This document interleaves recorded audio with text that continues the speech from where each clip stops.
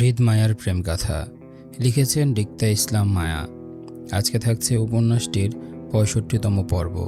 উপন্যাস পাঠে আছি আমি তারিফ। রাত ১০টা। মায়ের অবস্থান চট্টগ্রাম খানবাড়িতে। অন্ধকার ঘরের আলো নিভিয়ে বিছানায় শুয়ে আছে মায়া। এই ঘরটা হৃদের। অসময়ে মায়ার শুয়ে থাকার কারণ দুটো। এক, লং টার্ম জার্নিতে মায়ের শরীর বেশ ক্লান্ত। দ্বিতীয়ত, সে হৃদের সাথে এই বাড়িতে আসতে চায়নি, কিন্তু হৃদ জোর করে নিয়ে আসায় সে জেদ দেখিয়ে একা ঘরে শুয়ে আছে। খালি বাড়িতে সার্ভেন্ট আর দলের লোকজন ছাড়া পরিবারের কেউ উপস্থিত নেই। হৃদ মায়াকে খানবাড়িতে পৌঁছে তৎক্ষণাৎ চলে গিয়েছিল হসপিটালের উদ্দেশ্যে। আরাব খান, হেনা খান ঢাকায় আছেন। তারা নিহাল খানের ওপর হওয়া হামলার কথাটা শুনেছেন। ইতোমধ্যে ওনারা রওনাও হয়েছেন। হয়তো ঢাকা থেকে চট্টগ্রাম পৌঁছাতে আরও কিছুটা সময় লাগতে পারে তাদের। খালি বাড়িতে মায়ের খোঁজ করার মতো সার্ভেন্ট ছাড়া অন্য কেউ না থাকলেও হৃদ আর সোফিয়া খান ঠিকই মায়ের খেয়াল রাখছে, বারবার কল করে। দুপুরে মায়েকে নিয়ে হৃদ খান বাড়িতে আসার পরপর ব্যস্ততায় সে বেরিয়ে গেলেও মায়ের জন্য সার্ভেন্ট ঠিক করে যায় যাতে অসুস্থ মায়ের খেয়াল রাখতে পারে কেউ। কিন্তু দুপুর থেকে মায়া না খেয়ে জেদ করে কক্ষে শুয়ে আছে। এই বিষয়টা সোফিয়া খানের কানেও পৌঁছালো। মায়ার অসময়ে শুয়ে থাকার মাঝে দরজায় নক করল কেউ। প্রথমে বিষয়টি মায়া কানে না নিলেও পর মুহূর্তে কানে এলো বাড়ির সার্ভেন্ট তানির গলার স্বর শুনতে পেয়ে। সে অনবরত দরজা ধাক্কিয়ে মায়াকে ডাকতে লাগলো। ভাবিমণি, দরজাটা খোলেন, বড় ম্যাডাম কল দিয়েছেন, আপনার সাথে কথা বলতে চান। ভাবিমণি, ও ভাবিমণি, শুনছেন? কাজের মেয়ের গোছানো সুন্দর কথায় মায়া তৎক্ষণাৎ বিছানা থেকে লাফিয়ে উঠল। সোফিয়া খান মায়াকে কল দিয়েছে বুঝতে পেরে তৎক্ষণাৎ দৌড়ে গিয়ে দরজা খুলে দিল। মায়াকে দেখে কাজের মেয়েটি হাতের ফোনটা এগিয়ে দিতেই মায়া সেটি স্বাভাবিকভাবে হাতে নিল।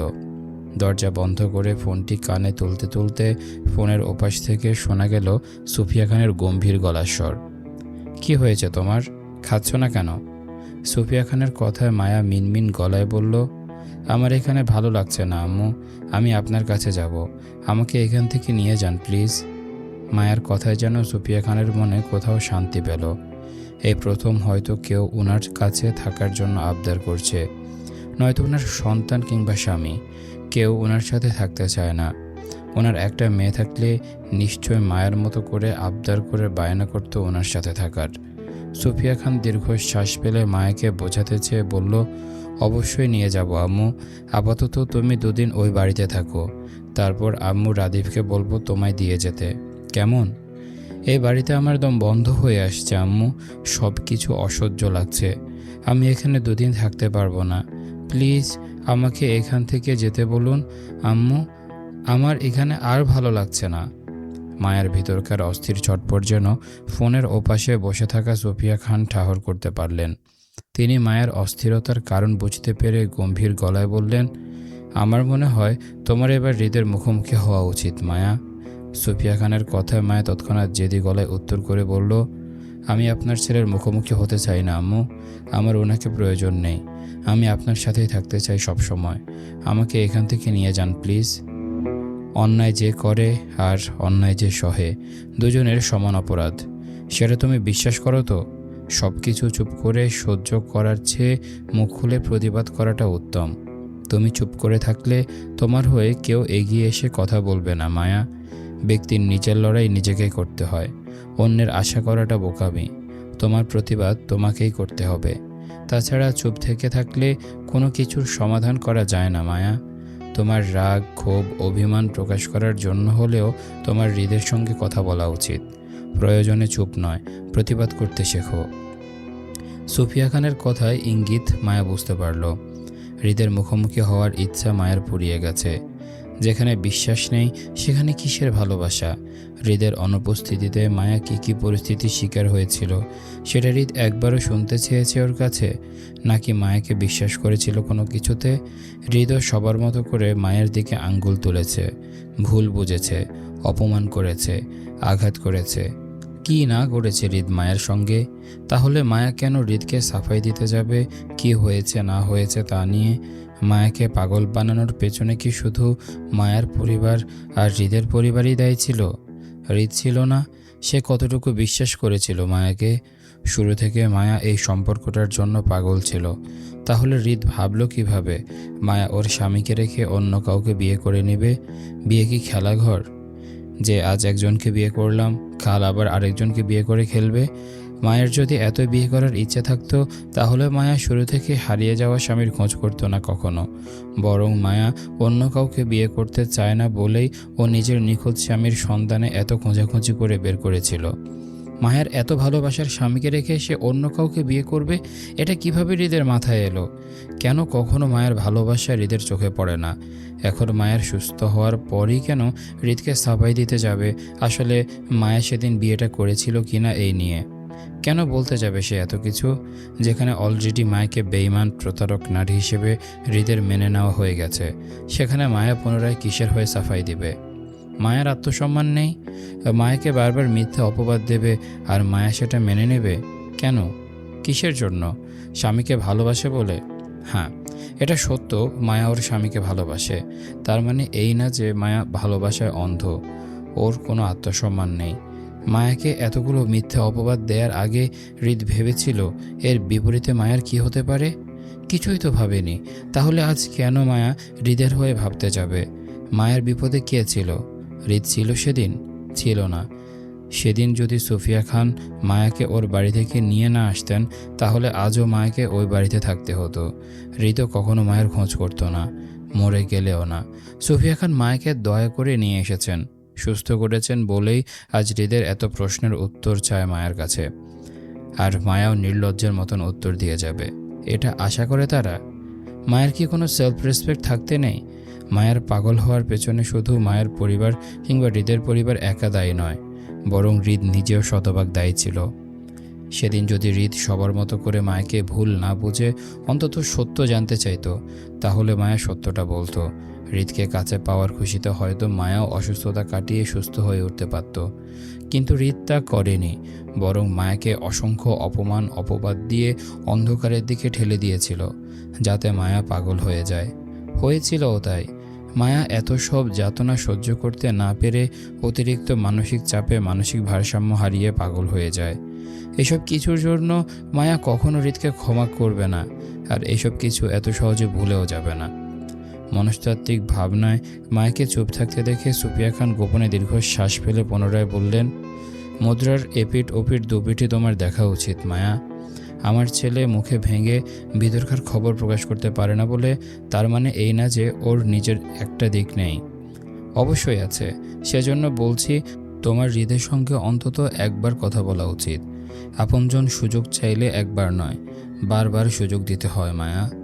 তাহলে আপনি কেন বাবাকে একবারও সেই সুযোগটা দিলেন না আম্মু? মায়া সুফিয়া খানকে প্রশ্নটা করে থমথমে মুখে হয়ে যায়। সে আসলে এই প্রশ্নটা করতে চায়নি, কিন্তু কিভাবে যেন কৌতূহল বসে মুখ ফসকে বেরিয়ে গেল। তবে তখনই শোনা গেল সুফিয়া খানের শক্ত গলার উত্তর। তিনি বললেন, সে আমার কাছে কখনো সুযোগ চায়নি, স্বাধীনতা চেয়েছিল। যা চেয়েছে তাই দিয়েছি। কথা বলতে বলতে সুফিয়া খান ঠাস করে কলটা কেটে ঢিল মেরে ফেললেন সোফার উপর। চোখের মোটা প্রেমের চশমাটা খুলে টেবিলের উপর রাখতে রাখতে সোফায় গা এলিয়ে বসলেন। আজ অনেকটা বছর পর আবারও এই শূন্যতা ওনাকে ঘিরে ধরল। নিহালকে নিয়ে ওনার এই মুহূর্তে অনুভূতি শূন্য। দীর্ঘ একটা পথ একা পাড়ি দিয়ে এসেছেন তিনি, বাকিটা পথও একা কাটাতে পারবেন। তবে আজ হঠাৎ করেই কেন যেন শূন্যতা অনুভব হচ্ছে ওনার। স্বামী, সন্তান, সংসার সব কিছু থেকেও যেন ছন্নছাড়া একাকী জীবন পার করতে হচ্ছে ওনাকে। এমনটা নয় যে তিনি এই একাকী জীবনের সাথে পরিচিত নন, অবশ্যই পরিচিত, আর সেটা 1-2 দিনের নয়, বরং গোটা 15 বছরের এই একাকিত্বের জীবনের অভিজ্ঞতা ওনার। কিন্তু হুট করে মায়াকে পেয়ে ওনার একাকিত্ব জীবনটা ভুলে বসেছিলেন প্রায়। কিন্তু আজ হঠাৎ করে হৃদের মায়াকে নিয়ে ওইভাবে চলে যাওয়াতে ওনার একাকিত্ব জীবনটা যেন পুনরায় মাথা নাড়া দিয়ে উঠল। মনে হলো উনি আসলেই একা, ওনার আবারও একা থাকতে হবে। মায়া কান থেকে ফোনটা নামিয়ে থমথমে মুখে দাঁড়িয়ে রইল। সুফিয়া খানকে প্রশ্নটা করা ঠিক হয়েছে কিনা সে দ্বিধায় ভুগল। তবে মায়া খুব করে চায় সুফিয়া খান সবার সাথে একত্রে থাকুক। আজও ওনার কথায় খানবাড়ির ছোট থেকে বড় পর্যন্ত মেনে চলেন, সম্মান করেন, ভয় পান। সুফিয়া খান দূরে থাকায় যেন এই সংসারটা আজও ওনার হয়ে আছেন। মায়া প্রায় শুনেছিল দাদা দাদিকে সুফিয়া খানকে বলতে তিনি যেন ওনার সংসারে ফিরে আসেন।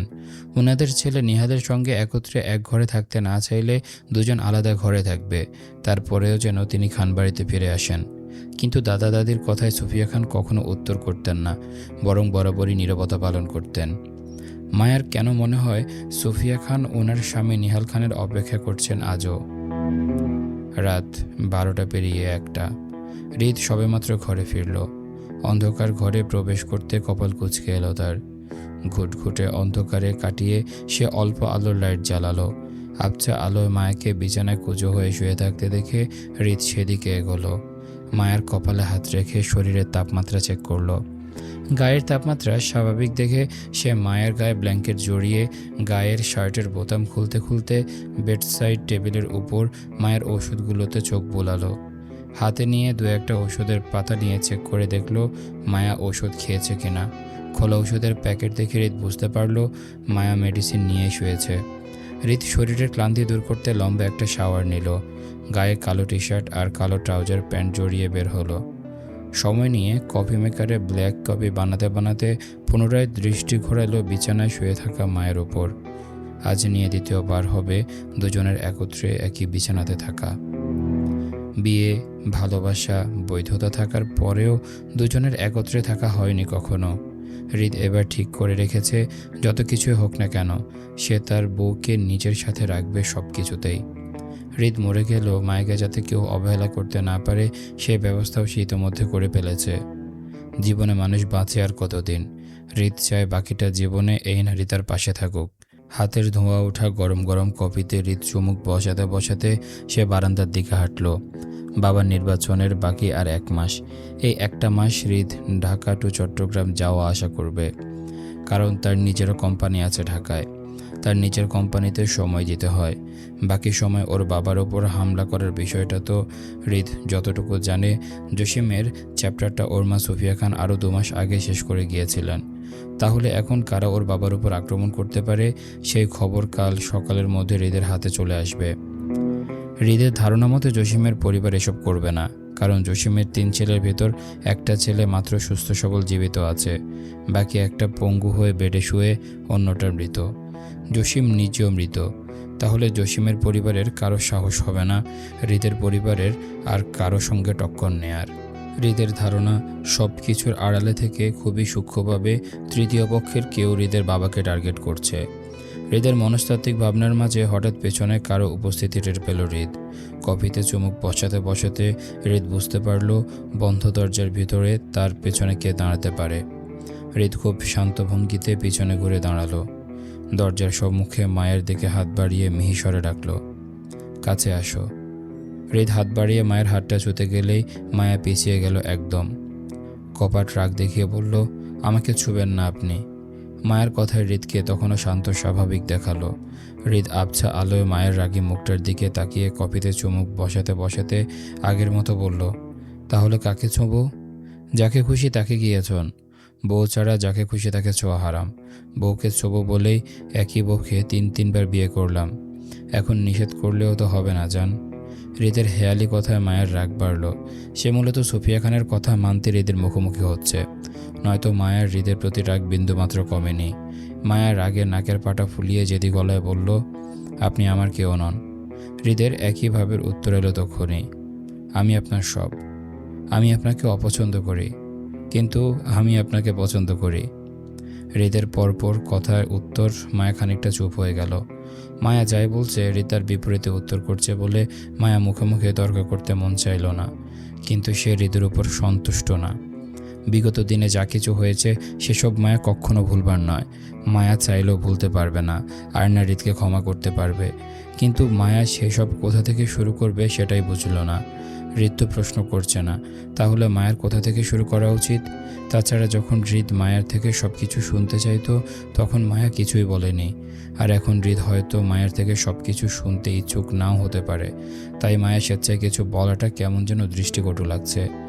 মায়া দ্বিধায় দ্বিমনা করে চলে যেতে চাইলে শান্ত থাকা হৃদ যেন মায়ের অস্বস্তির কারণটা বুঝতে পারল। মায়াকে থামিয়ে বলল, যেটা বলতে এসেছো সেটা শেষ করে যাও, আমি শুনছি। হৃদের কথায় ক্ষেপে উঠল মায়া। সে কি বলতে এসেছে এই লোককে? পিছন ঘুরে শক্ত গলায় বলল মায়া, আমি আপনার মতন লোককে কোনো কিছুই সাফাই দিতে আসিনি, আর না কখনো দেব। আমি শুধু আম্মুর কথা রক্ষার্থে আপনার সামনে এসে দাঁড়িয়েছি। নয়তো আপনি যে অবিশ্বাসে এই সম্পর্কটা শেষ করেছিলেন, আমি সেই দৃঢ়তায় এই সম্পর্কে ফুল স্টপ লাগাতাম। সম্পর্কের নীব বিশ্বাসে চলে। আপনি কখনো আমাকে বিশ্বাস করতে পারেননি। সবসময় আমার দিকে, আমার ভালোবাসার দিকে আঙ্গুল তুলেছেন। আমি বেঈমান, প্রতারক, আমি দুনিয়ার জঘন্যতম নারী, যে স্বামী জীবিত থাকা অবস্থায় অন্য পুরুষকে বিয়ে করে ফেলেছে। কথা শুনতে যতটা কঠিন লাগে তার থেকে কঠিন হচ্ছে আপনি। আপনি আমার দিকে একটা আঙ্গুল তুললে বাকি 4টা আঙ্গুল কিন্তু আপনার দিকে উঠে আসে। আপনাকে আমি ভালোবেসেছিলাম, আপনার খোঁজেও আমি বেরিয়েছিলাম, আপনার জন্য পাগল আমিই ছিলাম। আপনাকে না দেখে স্বামী হিসেবে আমিই মানতাম। বলতে গেলে এই সম্পর্কে আমি শুরু থেকে শতভাগ দিয়েছিলাম। যে মেয়ে তার স্বামীকে জানে না, কখনো দেখেনি, অপরিচিত একটা মানুষকে শুধু অন্ধের মতো ভালোবেসে গেছে, সেই মেয়ে স্বামীর খোঁজ পাওয়ার পর, স্বামীকে ভালোবাসার পর কিভাবে সে অন্য পুরুষকে বিয়ে করবে, এটা আপনার মনে এলো না? একদিকে আমার পরিবার বিয়ের জন্য চাপে ফেলে, অন্যদিকে আপনি বিয়ে করার জন্য আমাকে আঘাত করেছেন। দুদিক থেকে আমিই পাপী, আমিই দোষী, আর আপনারা হচ্ছেন মহাবিচারক। কিছু না করেও বারবার আমাকে কাঠগড়ায় দাঁড়াতে হয়, আর আমি আপনার বিরহে মরতে গিয়েছিলাম। কথাটা বলতে বলতে মায়া নত মস্তিষ্কে দুহাতে মুখ চেপে ফুফিয়ে কেঁদে উঠল, বিষাক্ত অতীত মনে করে। মায়ার কান্নাতেও হৃদ স্থির দাঁড়িয়ে, তার হেলদোল নেই, আর না জায়গা ছেড়ে এগিয়ে এলো মায়াকে সান্ত্বনা দিতে। বরং হৃদ সেভাবে হাতের কপির মুখটা চেপে দাঁড়িয়েছিল। মায়া খানিকটা সময় নিয়ে নিজেকে স্বাভাবিক করতে চাইল। সে ঠিক করেছিল হৃদের সামনে কখনো কাঁদবে না এসব বিষয়ে, কিন্তু তারপরেও কেন জানি মায়া নিজেকে আটকাতে পারছে না কান্না করা থেকে। নিস্তব্ধতা চাপিয়ে মায়া নিজের কান্না আটকাতে চেয়ে ভাঙা গলায় বলল, আপনার অ্যাক্সিডেন্টের পর আপনার পরিবারের কেউ আমার খোঁজ করেনি। এমনকি অ্যাক্সিডেন্ট স্পটে আপনার জ্ঞান হারানোর পর আমাকেও আপনার থেকে আলাদা করে দিয়েছিল। শেষবারের জন্য দেখতে পর্যন্ত দেয়নি কেউ আমাকে। আমার কান্না, আমার চিৎকার, আমার আর্তনাদ শোনার মতন সেদিন কেউ ছিল না আমার পাশে। আপনি অ্যাক্সিডেন্ট হয়ে জ্ঞান হারিয়েছিলেন, অথচ আমি বেঁচে থেকে 1000 বার মরেছিলাম ক্ষণে ক্ষণে। আমার আর্তনাদ কেউ শুনতে আসেনি, বরং মানুষ উপহাস করেছে আমাকে নিয়ে। আমি পাগল। আপনাকে হারিয়ে অসুস্থ ছিলাম, কিন্তু মানুষের উপহাসে পাগল উপাধি পেতে পেতে মানসিক চাপে পড়ে গেলাম। আপনার অনুপস্থিতিতে সেদিন প্রথমবারের মতন মনে হয়েছিল আমি যাদের আপন মনে করেছিলাম তারা আসলে কেউ আমার ছিল না। আমি বলতে আমার স্বামী ছাড়া সকল সম্পর্কই ঠুনকো ছিল। সবাই আপনার উপস্থিতিতে আমার আপন ছিল। আপনাকে হারিয়ে পাগল প্রায়, তারপরেও কারো সাহায্য আমি পাইনি অবহেলা ছাড়া। আপনার অনুপস্থিতিতে গোটা একটা পাহাড় সমান চাপে পড়ে আমার পরিবার। আমাদের বিয়ের খবরটা জেনে আমার পরিবার তোলপাড় শুরু করে। ঘরে অশান্তি হয়। আরিফ ভাই সবাইকে আমার বিয়ের ব্যাপারটা বোঝাতে চাইলে তারা আমার আর আরিফ ভাইয়ের কাছে আমাদের বিয়ের প্রমাণপত্র চায়, যা আমার আর আরিফ ভাই কারো কাছে ছিল না বলে আরিফ ভাই আসিফ ভাইয়ের সঙ্গে যোগাযোগ করে। কিন্তু আসিফ ভাইও জানায় আপনার পার্সোনাল কাগজপত্র ওনার কাছে নেই। আমাদের বিয়ের কাবিননামা, কাজী, এমনকি আমাদের দুজনের একত্রে কোনো ছবি পর্যন্ত আমার পরিবারকে দেখাতে পারিনি বলে তারা মনে করেন আমি আর আরিফ ভাই মিলে সবাইকে মিথ্যে বলছি আমার আপনার সাথে বিয়ে হয়েছে এটা বলে। তারা কেউ আমাদের কথা বিশ্বাস করছিল না। এটা নিয়ে রোজ অশান্তি শুরু হয় আমার ঘরে। একদিকে আপনাকে হারিয়ে দিশেহারা অবস্থা আমার, অন্যদিকে সপ্তাহের পর সপ্তাহ অসুস্থ হয়ে থাকতে হতো আমাকে হসপিটালের বেডে। তারপর আবার আমাদের এলাকায় রটে গেল আমি আমার আপুর বড়লোক ভাসুরের প্রেমে পাগল হয়ে হসপিটালে পড়ে থাকি। চারপাশে আমার পাগল হওয়ার বদনাম রটল। সেজন্য আমার পরিবার চাইতো এই বদনামের হাত থেকে আমাকে বাঁচাতে তারা দ্রুত আমাকে বিয়ে দিয়ে দেবে। নতুন জায়গা কিংবা স্বামীর সঙ্গ পেলে আমি দ্রুত সুস্থ হয়ে উঠব, এমনটা তাদের ধারণা ছিল। কিন্তু বিয়ের জন্য আমি বা আরিফ ভাই রাজি হচ্ছিলাম না বলে আমাকে নিয়ে ঘরে আরও অশান্তি বাড়ল। আরিফ ভাই বাসায় থাকলে কেউ কিছু বলার সাহস পেত না, কিন্তু আরিফ ভাই বাসায় না থাকলে সবাই আমাকে যা তা শোনাতো। এই নিয়ে আমার ফুফিদের হাতে বেশ কয়েকবার মার খেয়েছিলাম আমি। কেন আপনাকে ভুলতে পারছি না তা নিয়ে। আপনার বিরহে দিন দিন মানসিক চাপে পড়ছিলাম। অন্যদিকে আপনার পরিবারের কারো খোঁজ পাচ্ছিলাম না যে আমাকে এসব থেকে বের করবে। আমি নিঃসঙ্গ একা হয়ে গেলাম। এর মধ্যে আরিফ ভাইকেও হঠাৎ করে ব্যবসায়িক কাজে ইন্ডিয়া যেতে হলো। ভাইয়ের অনুপস্থিতিতে আমার উপর চাপ বাড়ল। আমার ফুপিরা আর কাকারা মিলে ঠিক করলো আরিফ ভাই ইন্ডিয়া থেকে ফেরার আগে আগে আমাকে বিয়ে দিয়ে দেবেন। হলো তাই। আমাকে এক রাতের মধ্যে ছোট ফুপির গ্রামের বাড়িতে নিয়ে যাওয়া হলো। চেয়ারম্যান পরিবারের শুধু আমার অসুস্থতার বিষয়টা ছাড়া সব কিছু লুকানো হলো। এক রাতের মধ্যে বিয়ে ঠিক করা হলো। বিয়ের বাজারও করা হলো সেই রাতে। পরদিন বিয়ে। আমার অবস্থা এমন ছিল যে আমি আপনার বউ হয়ে বেঁচে থাকতে না পারলে মরে যাব, তারপরেও আপনার বউ হয়েই থাকব, অন্য কাউকে বিয়ে করব না। তাই সেদিন রাতে সবার ঘুমিয়ে যাওয়ার পর বাসায় যত ধরনের ওষুধ ছিল সব কিছু একত্রে করলাম। আমার ওষুধ থেকে শুরু করে বাবার ফুফিদের সবার ওষুধ নিয়ে প্রায় ৩০০-র মতো ট্যাবলেট একত্রে খেতে গিয়ে আমার ছোট ফুফির হাতে ধরা পড়ে যায়। তিনি হইচই চিৎকার করে বাসার সবাইকে একত্র করেন রাত ২টোয়। রাগে জেদে সেদিন রাতে আবারও ফুফিদের হাতে মার খেলাম। সবসময় আমার গায়ে জ্বর থাকতো। সেদিন রাতে ওনাদের হাতে মার খেয়ে রক্ত বমি করে জ্ঞান হারিয়ে ফেলি। আম্মু, জুই, রাফা, ছোট চাচি অনেক জোরাজোরি করে সেদিন ফুফিদের থামিয়ে আমাকে নিয়ে গ্রামের একটা হসপিটালে যায়। ৭ ঘন্টা হসপিটালে রাখার পর পরদিন সকাল ১১টার দিকে আমাকে আবারও বাসায় আনা হয় বরযাত্রী আসার আগে। আমার আব্বু, কাকা, ফুপিরা মনে করেছিল আমি বিয়ে করতে চাই না বলে বারবার নাটক করছিলাম জ্ঞান হারানোর। অথচ তাদের আঘাতে আমার ব্রেনে চাপ পড়ে, গায়ের জ্বর বাড়ল। আমার শরীর অতিরিক্ত দুর্বল হওয়ায় বিয়ের দিন রাত প্রায় অচেতন অবস্থায় ছিলাম। যে যা বলেছিল আমি কঠোর পুতুলের মতন সেটাই করছিলাম।